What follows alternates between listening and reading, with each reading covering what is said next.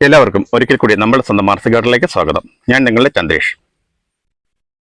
ഇന്ന് ഞാൻ ഈ ഫ്ലവർ കാണിച്ചപ്പോൾ നിങ്ങൾ മനസ്സിലായി കാണുമല്ലോ ഇന്ന് എന്താണ് നമ്മുടെ കണ്ടന്റ് എന്ന്. അതുപോലെ തന്നെ തമ്പനയിൽ കണ്ടപ്പോൾ മനസ്സിലായി കാണുമല്ലോ, നല്ലൊരു താമരപ്പൂ വിരിഞ്ഞു വരുന്നു. മഴയിൽ നിന്ന് രക്ഷപ്പെട്ടതാണ് കേട്ടോ. മഴയാണെന്നും പറഞ്ഞ് നമ്മുടെ പ്ലാന്റിനെ നോക്കാതിരുന്നു കഴിഞ്ഞാൽ പ്ലാന്റിനൊന്നും രക്ഷയുണ്ടാവില്ല. ഞാൻ കഴിഞ്ഞ ഇപ്പൊ 1-2 വീഡിയോ റോസിനെ കുറിച്ച് ചെയ്യുന്നുണ്ട്. അത് വേണ്ടവർ കാണുന്നുണ്ട്. അവരെ യൂസ് ചെയ്യുമ്പോൾ അവർക്ക് ഒരു ഉപകാരവും ഉണ്ടാകും. നിങ്ങളതുപോലെ ഫോളോ ചെയ്ത് കഴിഞ്ഞാൽ. ഇപ്പൊ നമ്മൾ ഇന്ന് ചെയ്യാൻ പോകുന്നത് ഇപ്പം ഇന്ന് മഴ ഒരു വലിയ മഴയൊന്നുമില്ല.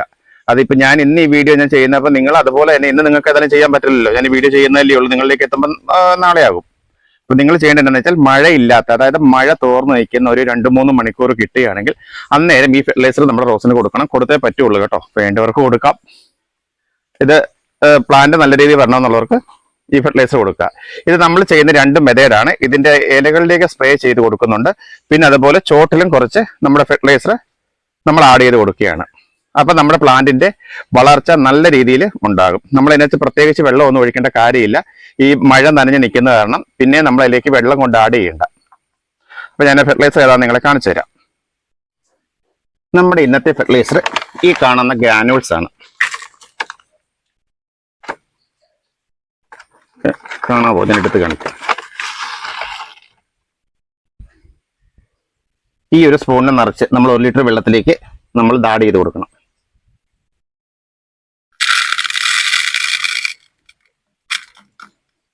കൂടിപ്പോണ്ട കേട്ടോ.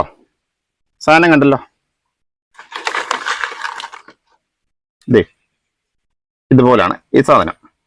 എന്നിട്ട് ഒരു 2-3 തരി ഇതുപോലെ നമ്മുടെ പ്ലാന്റിന് ചുറ്റും ഇട്ട് കൊടുക്കുക. ഒത്തിരി ആയി പോകരുതേ. ഇപ്പം ഇത് ഞാൻ ഈ സ്പ്രേയിലേക്കകത്ത് ഇട്ട് കൊടുത്തിട്ടുണ്ട്. കാണാമല്ലോ അല്ലേ?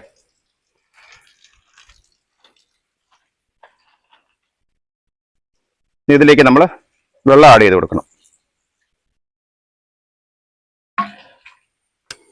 അപ്പൊ ഞാനതൊക്കെ ചെയ്തിട്ട് വരാം.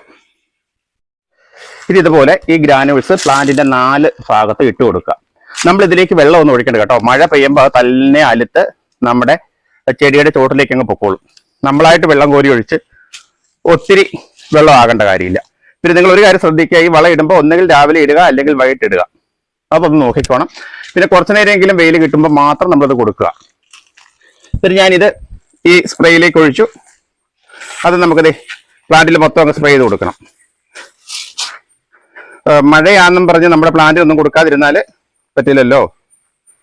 അതൊന്നും ആരോഗ്യത്തോടെ വരണ്ടേ. മഴ കഴിയുമ്പോൾ നമ്മുടെ പ്ലാന്റ് നമ്മുടെ കൂടെ കാണണ്ടേ.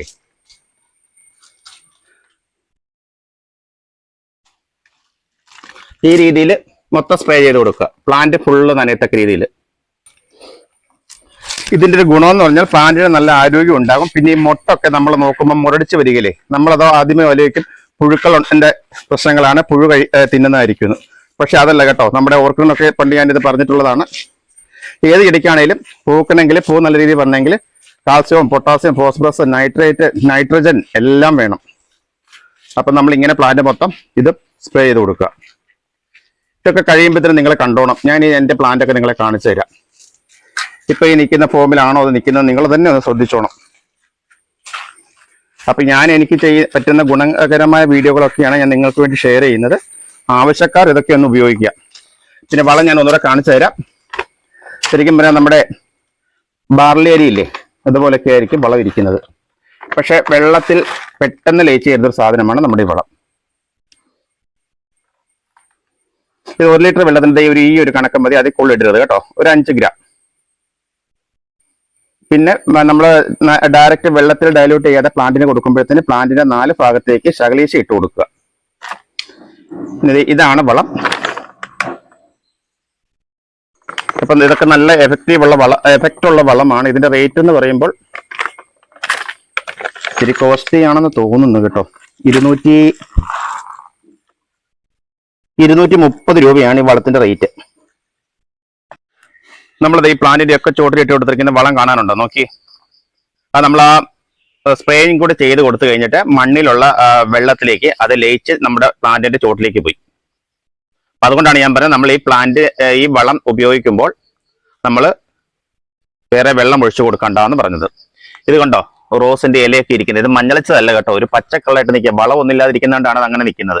ഇനിയിപ്പോൾ നമ്മൾ ഈ വളം എല്ലാം കൊടുത്തു കഴിയുമ്പോഴത്തേന് നമ്മുടെ പ്ലാന്റ് നല്ല ഉഷാറായിട്ട് വരും. ഇന്ന് ഞാൻ കൊടുത്തിരിക്കുന്ന വളം നിങ്ങൾക്ക് മനസ്സിലായോ? ഞാനത് പറഞ്ഞിട്ടുണ്ടോ എന്ന് ഒരു സംശയം. എന്തായാലും ഞാനത് പറയാം. കാൽസ്യം നൈട്രേറ്റ് ആണ് നമ്മൾ ഇന്ന് കൊടുത്തിരിക്കുന്നത് കേട്ടോ. കാൽസ്യം മറ്റുള്ള